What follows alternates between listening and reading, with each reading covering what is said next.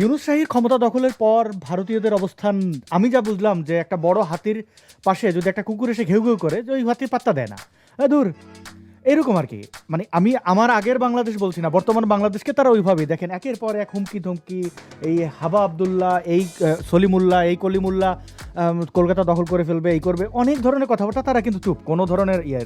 এখন এসে কেন এই যে ডিপ্লোম্যাটদেরই অবস্থান, মানে তারা যদি এইসব চিৎকার চেঁচামেচি সিরিয়াসলি নিত, তাহলে তো আগেই নিত লাথি একটা, মানে ওই আমি হাতিয়ার কুকুর দিয়ে ওইভাবে বোঝাচ্ছি না, দেশ টু দেশ বোঝাচ্ছি না, যেভাবে টর্চার করে যাচ্ছিল, মানে তাদেরকে মেন্টালি প্রেশার করে যাচ্ছিল। সেভেন সিস্টার্সকে বলবো, পাকিস্তানিদেরকে নিয়ে আসে, চায়নাকে নিয়ে আসে, ইউএসএ কে নিয়ে আসে, এসে দেখায় যে আমার কিন্তু আছে বন্ধু।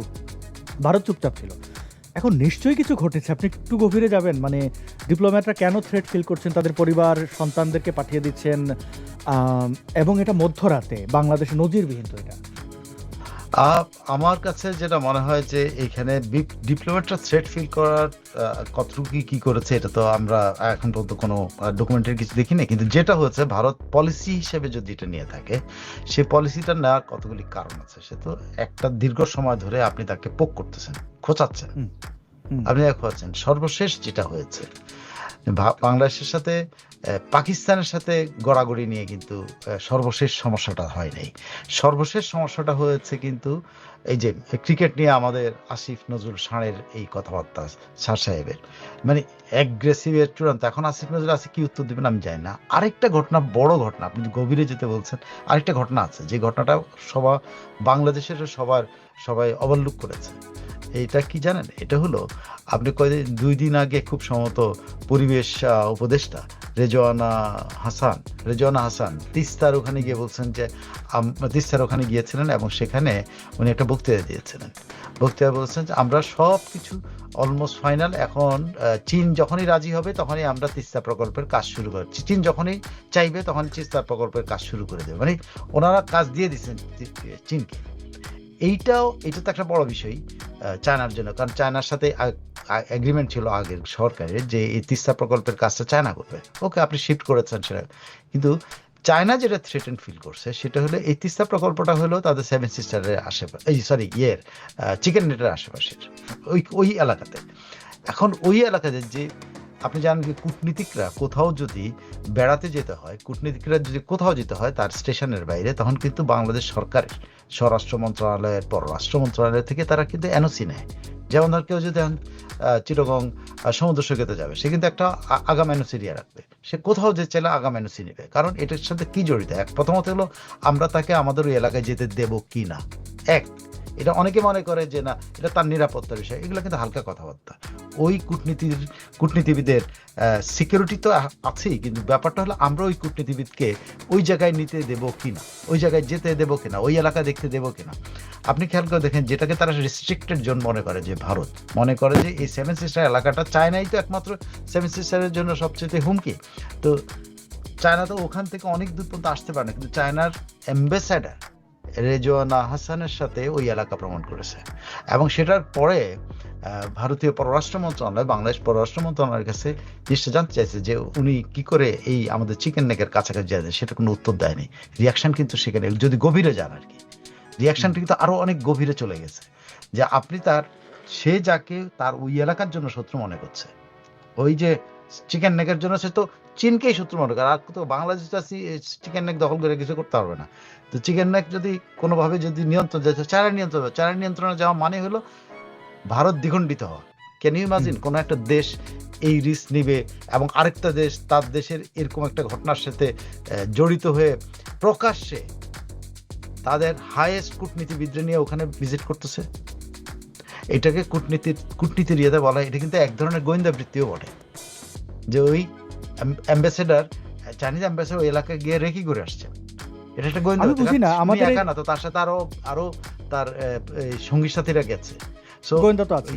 ওই এলাকাটা পুরোটা সরজমিনে দেখার এতদিন পর্যন্ত বাংলাদেশে কোনো চাইনিজ অ্যাম্বাসেডার কেউ এখন পর্যন্ত ওই সব মানে এইসব এলাকায় যায়নি।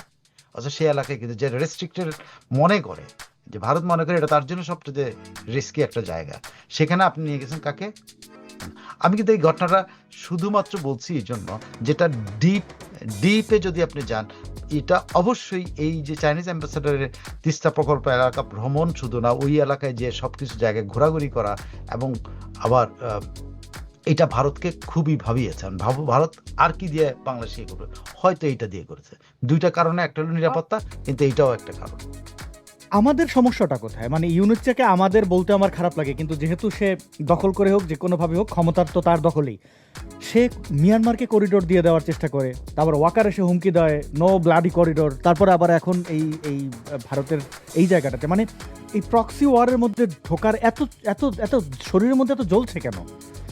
এই দেশকে তাকে, জনগণকে তাকে লিখিত দিয়েছে, তাকে মানে নির্বাচন করেছে, তাকে নির্ধারণ করেছে যে না ইউনুস আপনি আমাদের নেতা, আপনি এটাতে করেন, ব্যাটল গ্রাউন্ড বানান, এরকম তো রাইটস তারা কেউ দেয় নাই।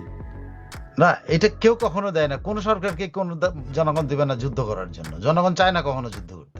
না তাও যদি বুঝতাম, ভোট হয়েছে, নির্বাচিত জনগণ যুদ্ধ করতে চায় না, কিন্তু কোনোদিন কোনো কালে জনগণ যুদ্ধ করতে চাইবে না তার ঘাড়ে যুদ্ধ না চাপায় দিলে।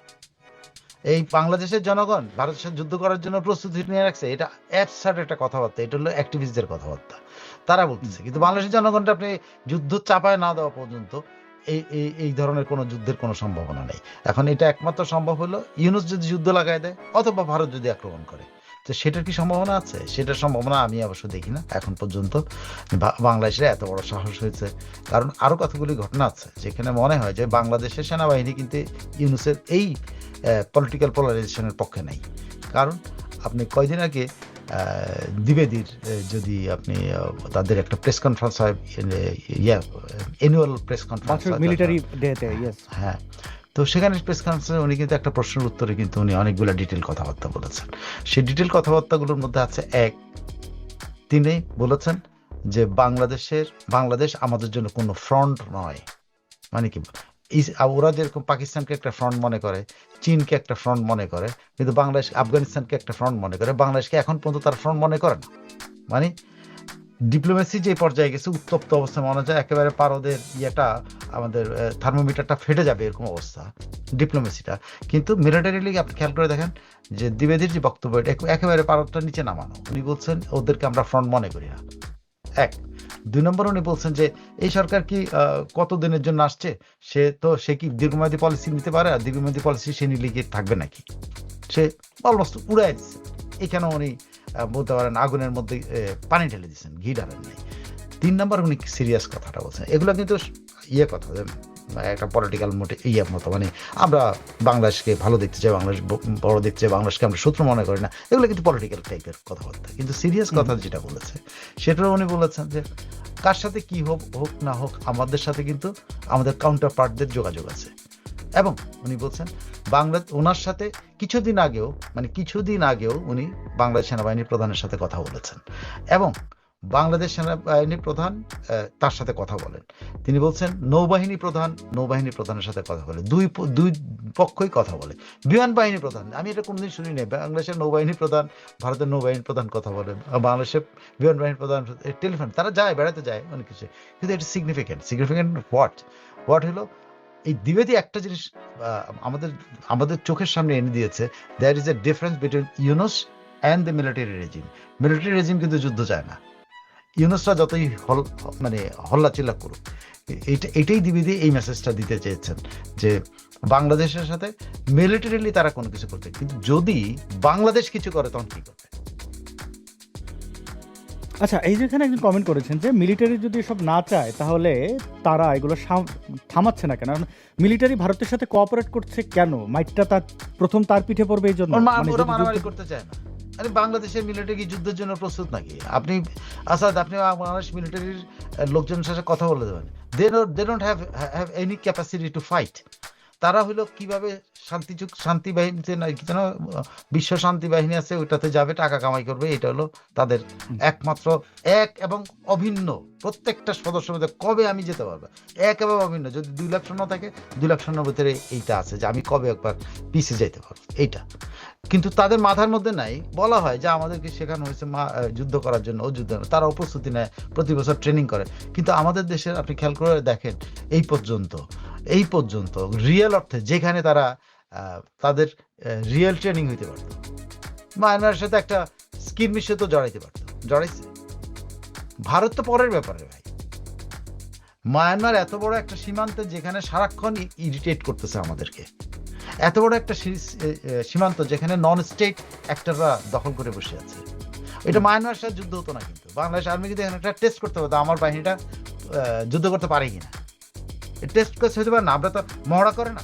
তুমি এটা মহড়া করতে মায়ানমার সীমান্তে করুক না, এরা এতটাই ভীতু এই কাজটা। আমাদের দেশের সেনাবাহিনী যা কিছু পারে পাহাড়ি আদিবাসীদের উপরে নির্যাতন নিপীড়ন করতে, এর বাইরে আর এই ইউনুসের দালালি করতে।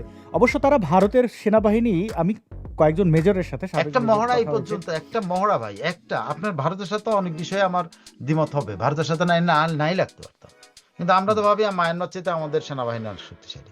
তো মায়ানমার এর আগে যখন রোহিঙ্গাদেরকে এই করে সে করে, মানে রোহিঙ্গাদেরকে পিটায় তাড়াইছে, ধরলাম শেখ হাসিনা মানবতার দিক থেকে ওদেরকে থাকতে দিচ্ছে, কিন্তু আমাদের আর্মি কি করছে? তাদেরকে আসতে দিচ্ছে, ঠেকাইছে।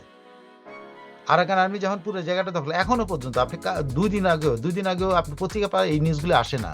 আরাকান আর্মি কি করে জানেন? এরা নন স্টেট অ্যাক্টর, তারা আমাদের জেলেদেরকে জিম্মি করে, আমাদের আর্মি বা আমাদের ইয়ারা যায় ওইটাদেরকে ছাড়াই আনে। এটি কি কাম নাকি আরাকান আর্মির ওখানে তুলোধুনো করে দেওয়াটা কাম?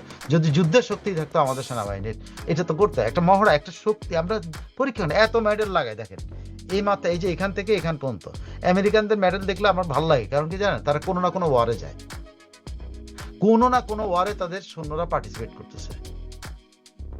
হ্যাঁ, আর আমাদের সৈন্যরা এইখান থেকে এখান পর্যন্ত, আপনি আমাদের ওয়াকারুজ্জামান তার জীবনের কোন খণ্ড যুদ্ধে উনি অংশ নিয়েছেন?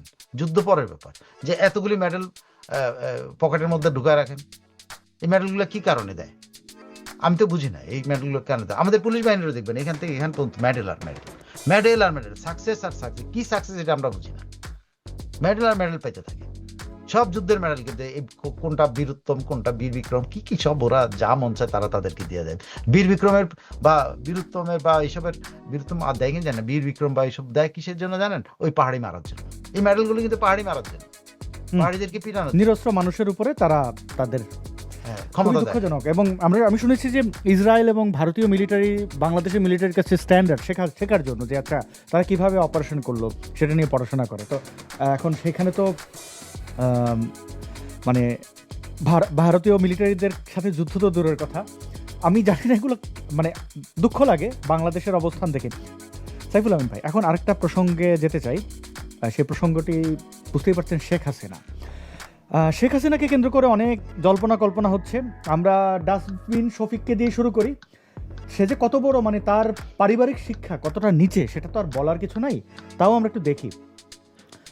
শফিক গেছে শেখ হাসিনার ঘর পরিদর্শনে, কিছু বললেই স্বজনহারা বেদনা শুরু হয় ডাইনির, এটা বোধহয় সে লিখেছে, আমি জানি না। তো এখানে শেখ হাসিনার কক্ষে সে দাঁড়িয়ে ছবি তুলেছে। আচ্ছা, এই যে আমরা খাট দেখতে পাচ্ছি, এই খাট দেখে সে কি বোঝালো? শেখ হাসিনার বিরুদ্ধে না কত লক্ষ কোটি টাকা পাচারের অভিযোগ। তিনি যে ঘরে থাকতেন সেই ঘরের আসবাবপত্র থেকে আমরা একটু দেখি তো, তিনি কি আমাদের যে কারোর মতো সাধারণ জীবনযাপন করতেন, নাকি বিলাসী কোনো জীবন ছিল? এই ডাস্টবিনের ছবিগুলো থেকেই দেখি সেখানে অনেক কিছু তারা বসিয়েছে, অনেকের জামা কাপড়, মানে যতটুকু তছনছ করা যায় আর কি। তো এখানে খাটটার দেখে স্বাভাবিক খাট, মানে এখন বোধহয় এই খাটের চেয়ে আমার খাটের দাম বেশি হবে। বাংলাদেশের একজন প্রধানমন্ত্রী, তার এই যে দেখুন, মানে খুবই স্বাভাবিক জীবনযাপন। তো হাজার কোটি লক্ষ কোটি টাকা আত্মসাতের কথা বলছে, আবার তারাই যেসব আসবাবপত্র দেখাচ্ছে সেখানে যে পরিমাণে বিকৃত করেছে। ওকে, তো এইটা একটা গেল। আর এই ইউনুচ্চা, শান্তির শকুন, তাকে নিয়ে দেখা যাচ্ছে এই দেখেন টেলিফোন নিয়ে, বাচ্চারা যেরকম ছোটোবেলা কিছু একটা খেলনা টেলনা পেলে যা করে তাই করছে। এখানে দেখেন ইউনুস, পেছনে আছে এরম নাম কি যেন, শিলং কি যেন নাম, যাই হোক, এরা মিলেমিশে এক ধরনের ফাইজলামি শুরু করেছে। আচ্ছা, এই যে জিনিসগুলো করছে এগুলোর মানে কি? আমি একটু যদি আরেকটু বিস্তারিতভাবে জিজ্ঞেস করি সাইফুল আমিন ভাই, শেখ হাসিনা বাংলাদেশের সাবেক প্রধানমন্ত্রী, তার বাড়িতে আসবাবপত্র বিকৃত করা, এবং যদি শেখ হাসিনা আওয়ামী লীগ ক্ষমতা আসে তাহলে ইউনুচ্চা এই যে সুদের কারবারি, 30% থেকে 45%। সেই সকল মানুষের আসবাবপত্র যদি গ্রামীণ ব্যাংকগুলো এক একটা হয় জাদুঘর, গ্রামীণ ফোনের টাওয়ার বা এইগুলো তো হবে অবধারিত, আপনি অন্যের বিকৃত করবেন, আপনার সাথে এটা ঘটবে না, এটা হতেই পারে না। তো এখন তারা ক্ষমতা দখলের পর যে আচরণগুলো করছে, ভবিষ্যতে তাদের সাথে কি হতে পারে বলে মনে করেন? এবং এরপরে আমি জয় এবং শেখ হাসিনার বর্তমান বিষয়ে একটু যেতে চাই। প্রথমে এদের নোংরামিটা নিয়ে একটু আপনি যদি বিশ্লেষণ করেন। ধরেন আমি ছোটখাটো মানুষ, আমার হাতে যদি মিনিমাম ধরেন এরা ক্ষমতাচ্যুত হলো, আমার হাতে দেওয়া হলো যে দায়িত্ব দেওয়া হলো যে আপনি এদেরকে কোথায় নিয়ে যাবেন, কি করবেন, এদের সাথে কি করবেন। আমি এদের কোনো শাস্তি দিতাম না, কিন্তু আমি কি করতাম জানেন, প্রত্যেকদিন সকালবেলা খালি করে দিয়ে রেখে দিতেন। না, প্রত্যেকদিন সকালবেলা এদেরকে সব গাঠি ইউজ করা পাই, ওদের সকালবেলা আমি এই কি বলবো যে কি বলছে না উনি, ওই যে কাঁচা না কি জানো কি বলছে, ওই জাদুঘরটা কি বলছে, কাঁচরা বাচ্চা কাঁচা এরকম কিছু একটা। কাঁচা হ্যাঁ, ইতিহাসের জাদুঘর আর পৃথিবীতে নাই। এই প্রত্যেক দিন সকালে ওকে কাঁচা ইতিহাসের জাদুঘরে নিতাম, নিয়ে এখানে ঘুরাইতাম, এখানে খাওয়া দাওয়া এখানে বলো যে শেখ হাসিনা তোমরা শেখ হাসিনা অপছন্দ করো এবং তার এইগুলোকে করে রাখছো, তো এগুলোর সাথে এটা তোমাদের সবচেয়ে বড় কীর্তি। জাদুঘরটা সবচেয়ে বড় কীর্তি তো দাবি করছে যে এটা হলো সবচেয়ে বড় কীর্তি, পৃথিবীর ইতিহাসে এটা নাই, আর পৃথিবীর ইতিহাসে ভবিষ্যতেও হবে না। তো যেটা ভবিষ্যতে হবে না, আমি এদেরকে ইয়ের মতো করে দড়ি বাঁধা, কোমরের মধ্যে দড়ি বাঁধা